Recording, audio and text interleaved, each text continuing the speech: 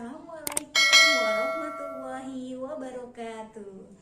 Selamat pagi anak-anak, bertemu lagi bersama Ibu. Kita mempelajari prakarya bab 2 alat penjernih air. Bagaimana kalian? Kabarnya sehat kan? Dan selalu semangat untuk mengikuti kegiatan pelajaran pada hari ini.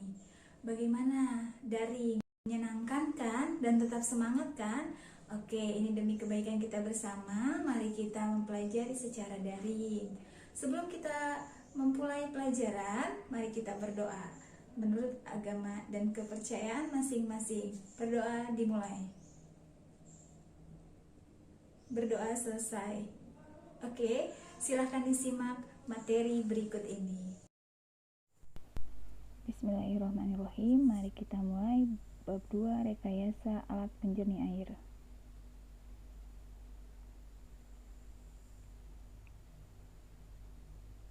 Sebelum kita ke materi, kita bisa melihat tujuan pembelajaran. Ada 4 di situ. Yang pertama, menghargai keberagaman pembuatan alat penjernihan air. Yang kedua, mengidentifikasi bahan alam. Yang ketiga, merancang pembuatan alat penjernihan air. Dan yang keempat, membuat, menguji, dan mempresentasikan alat penjernihan air di daerah setempat.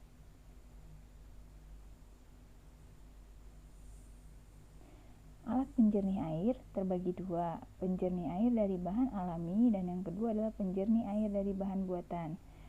Yang pertama sistem penyaringan, yang kedua bahan dan alat, ketiga teknik dan proses pembuatan, dan terakhir adalah tahap pembuatan.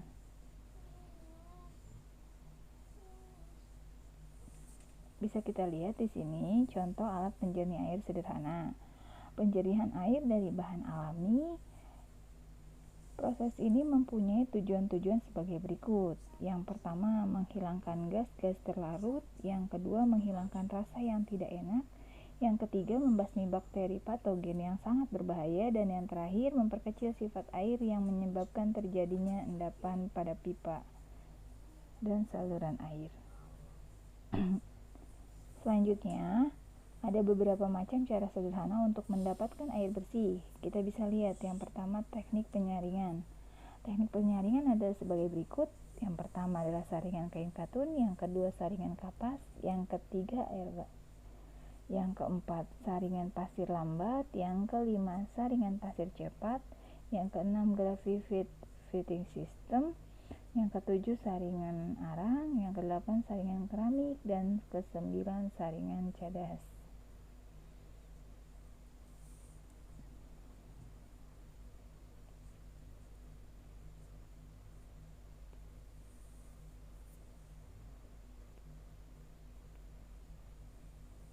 Oke, selanjutnya teknik pengendapan. Yang pertama, teknik pengendapan yaitu menggunakan biji kelor. Kita bisa lihat di sini ada gambar biji kelor. Biji kelor mengandung zat aktif yang mampu mengadopsi dan menetralisir partikel-partikel lumpur serta logam yang terkandung dalam air limbah suspensi dengan partikel kotoran melayang di dalam air. Yang kedua, tawas. Tawas berfungsi untuk memisahkan dan mengendapkan kotoran dalam air. Lama pengendapan sekitar 12 jam. Fungsi tawas hanya untuk pengendapan, tidak berfungsi untuk membunuh kuman dan menaikkan pH dalam air. Bisa kita lihat di sini ada gambarnya. Dan yang ketiga ada kaporit. Kaporit berfungsi untuk memisahkan dan mengendapkan kotoran dalam air. Lama pengendapan sekitar 12 jam. Yang keempat ada kapur gamping. Kapur gamping berfungsi untuk pengendapan tetapi membutuhkan waktu hingga 24 jam. Selanjutnya adalah ada arang batok kelapa. Bahan ini berfungsi untuk menghilangkan bau. Kemudian di sini ada bahan dan alat penjernih air dengan bahan alami. Kita bisa lihat di sini gambar pertama ada gambar gergaji, yang kedua ada bor, yang ketiga pisau, dan yang terakhir adalah gambar palu. Bisa kita tahu fungsi-fungsi tersebut. Di situ gergaji fungsinya untuk memotong, dan selanjutnya adalah teknik dan prosedur pembuatan alat penjernih air. dengan bahan alami. Yang pertama, memotong, melubangi, menyambung. Memotong bahan yang berbeda akan menentukan jenis alat pemotong. Misalnya memotong kawat menggunakan tang potong. Yang kedua, melubangi, membuat lubang pada bahan sesuai ukuran. Yang ketiga adalah menyambung. Teknik menyambung dapat dilakukan dengan mengelem, mengelas, menyekrup, dan mengikat. Dan yang lainnya bergantung pada karakter bahan. Hal yang harus diperhatikan dalam sistem penjernihan air yang pertama adalah hal pertama diberikan membuat alat penjernihan air sebagai berikut. Alat penjernihan air akan dibuat harus dapat menjawab permasalahan yang dihadapi. Apakah menyaring lumpur atau menyaring kuman, menyaring zat besi, atau ketiga-tiganya. Dan yang kedua yaitu membuat gambar dengan memperhatikan hal-hal berikut. Yang pertama, membuat desain atau sketsa alat penjernih air yang akan dibuat. Dan yang ketiga adalah mulai membuat alat penjernih air adalah sebagai berikut. Yang pertama, membuat pipa penyaringan. Yang kedua, membuat penampung air kotor. Dan yang ketiga, membuat penyaring air yang berisi lapisan. Kemudian selanjutnya kita lihat penjernih air dari bahan buatan. Penjernih air dari bahan buatan yaitu adalah tetap dilakukan secara fisika melalui beberapa tahapan, yaitu penyaringan, pengendapan, dan penyerapan menggunakan bahan buatan manusia seperti bahan kimia. Perbedaannya adalah pada bahan buatan yang digunakan seperti tawas dan bubuk kapur. Oke, selanjutnya bahan dan alat penjernih air dengan bahan buatan. Selain bahan alam, bahan penyaringan ada buatan hasil rekayasa.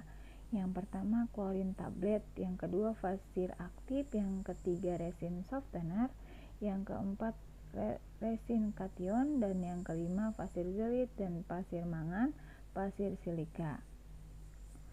Ketiga, teknik dan prosedur pembuatan alat penjernih air dengan bahan buatan sebenarnya lebih mudah.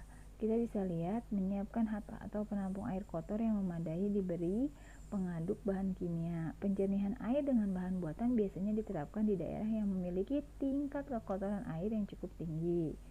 Kekotoran yang dimaksud seperti tercampur salah satunya yaitu bahan pencemar atau polutan seperti lumpur, zat pewarna, dan kuman serta yang lainnya.